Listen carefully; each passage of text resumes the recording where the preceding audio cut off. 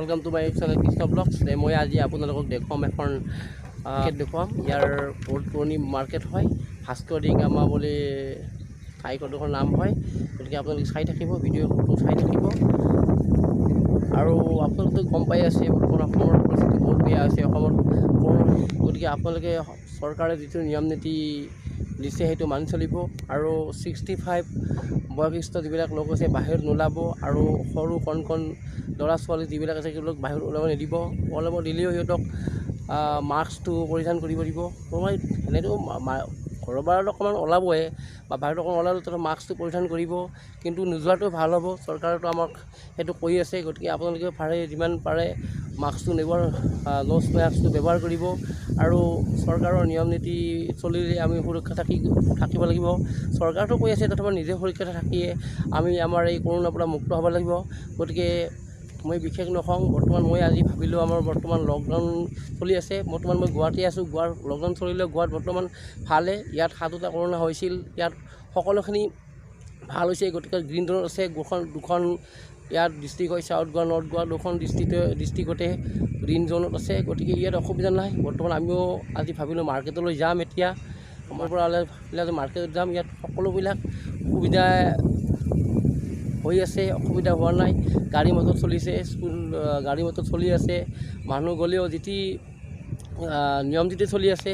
হয়তো knows mask ব্যৱহাৰ নকৰিলে 100 টকা ফাইন লয়, আৰু কোনোবাই জৰুৰী কামত গ'লেহে যাব পাৰিব। কোনোবাই যদি বিনা কাৰণত যদি এনেই যদি ঘূৰি ফুৰি থাকে, তেতিয়াহ'লে পুলিচ প্ৰশাসনৰ পৰা সিহঁতক জৰিমনা লগায়। গতিকে বিশেষ মই নকওঁ, আপোনালোকে নিয়ম নীতি মানি চলিব।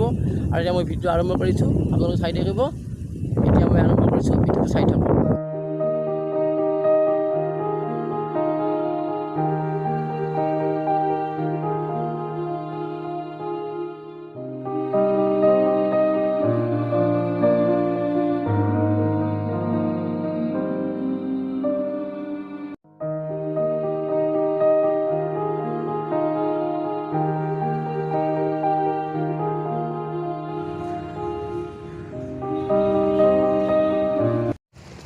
এই যে জেগাখন দেখো চাইছে, এই জেগাখিনিতে 1894 চনত ভাস্কো দা গামা আহিছিল।